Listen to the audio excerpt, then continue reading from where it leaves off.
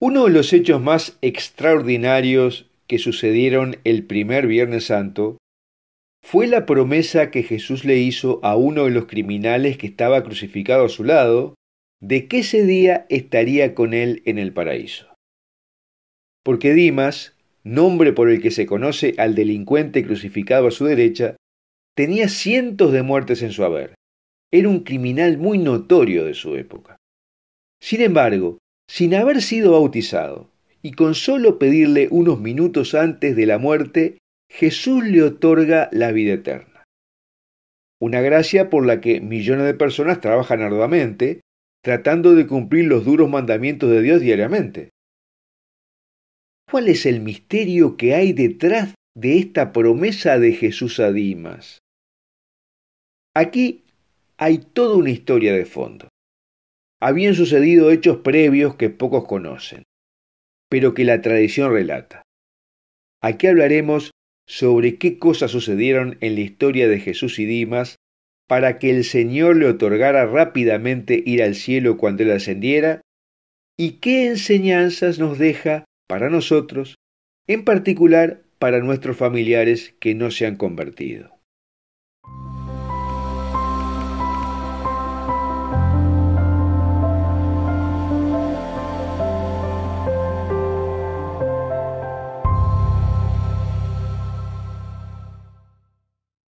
Antes de comenzar te recuerdo que en la descripción de este video encontrarás los links al texto lo colamos aquí, a nuestro canal de Telegram y a la newsletter de Foros de la Virgen María.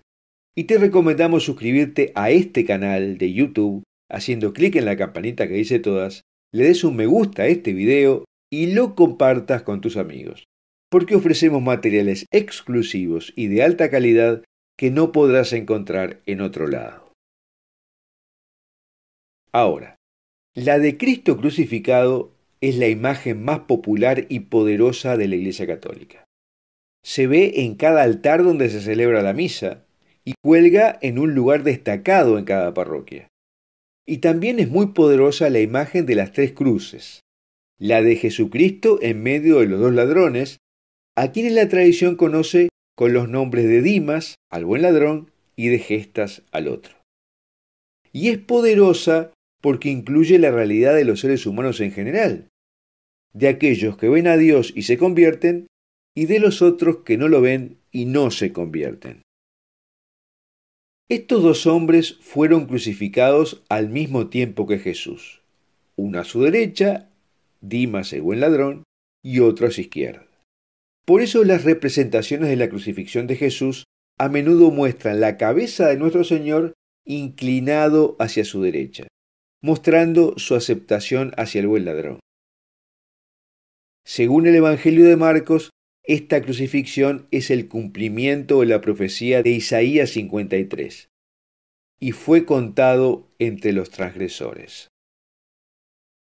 El Evangelio de Lucas capítulo 23 muestra el poderoso mensaje de la conversión de Dimas en la cruz, que luego evangelios apócrifos y visiones de místicos dirán que tiene relación con sucesos transcurridos en la infancia de Jesús, como veremos. Sucintamente, mientras los dos ladrones colgaban allí sin nadie que llorara su muerte, vieron a un grupo llorando por Cristo crucificado. Y con rabia impotente, Gestas se volvió contra el inocente y le dice a Jesús que si Él es Dios, que se salve a sí mismo. Dimas le reprende y acusa de no temer a Dios y le dice que Jesús no ha hecho ningún mal. Y entonces le pide a Jesús que se acuerde de él en su reino. La gracia divina le había quitado las escamas de los ojos, le inspiró a proclamar a Cristo y se atrevió a pedir a entrar en su reino. Y Jesús le responde afirmativamente: hoy estarás conmigo en el paraíso. ¿Y qué se sabe sobre este Dimas que mereció tal premio? Dimas era un criminal notorio que eludió a Herodes durante años hasta que fue atrapado y crucificado. Cuenta la tradición que el padre de Dimas era un jefe de ladrones y se desconoce si Dimas alguna vez consideró una forma de vida diferente. Pero al llegar a la edad adulta, se volvió más infame que su padre. Vivía en el desierto. Se aprovechaba de cualquiera que tuviera la mala suerte de cruzarse en su camino, y se le atribuyen miles de muertes. Pero tuvo un cambio del corazón que se produjo después de que Cristo se levantó dolorosamente sobre los clavos que lo traspasaron y le habló al Padre. Le dijo: Padre, perdónalos, porque no saben lo que hacen. ¿De dónde había recibido Dimas su iluminación? ¿Cuál fue el agente de esta gracia? Porque es poco probable que Dimas reconociera a Jesús como el Mesías porque no era judío. Varios autores dicen que Dimas era egipcio, por lo tanto pagano. Pero San Vicente Ferrer afirma que la sombra del cuerpo de Cristo tocó a Dimas y que esto efectuó su conversión. Otros padres de la Iglesia han especulado que las oraciones de la Virgen María perdonaron a Dimas por su bondad hacia la Sagrada Familia. Otros dicen que Cristo mismo pagó a Dimas recordando la súplica del ladrón años atrás. Si alguna vez llegara un momento en que deba anhelar tu misericordia, acuérdate de mí y no olvides lo que ha pasado este día. ¿Y qué había hecho Dimas antes para que la Santísima Virgen y el Señor quisieran retribuirle? El Evangelio de la Santa Infancia de Jesús, un texto árabe de finales del siglo II, cuenta la huida de la Sagrada Familia a Egipto para escapar de Herodes, que estaba buscando al niño Jesús para matarlo. José decidió cruzar el desierto de noche porque estaba infestado de ladrones. Pero aún así se toparon con la banda de Dimas y Gestas. Los ladrones registraron a la Sagrada Familia con la esperanza de saquearla. Y algo en el niño Jesús detuvo a Dimas en seco. No solo dejó de buscar el botín, sino que pidió a sus camaradas que hicieran lo mismo. Pero Gestas no aceptó, y entonces Dimas le propuso que le daba 40 dracmas si los dejaba ir. Ante esta actitud, María le dijo al buen ladrón: Dios te sostenga con su diestra y te conceda la remisión de tus pecados. Y el niño Jesús, que se estima tendría 9 meses de edad, dijo a su madre: Dentro de 30 años, madre mía, los judíos me crucificarán, y estos 2 ladrones serán crucificados conmigo. Y ese día este hombre estará conmigo en el paraíso.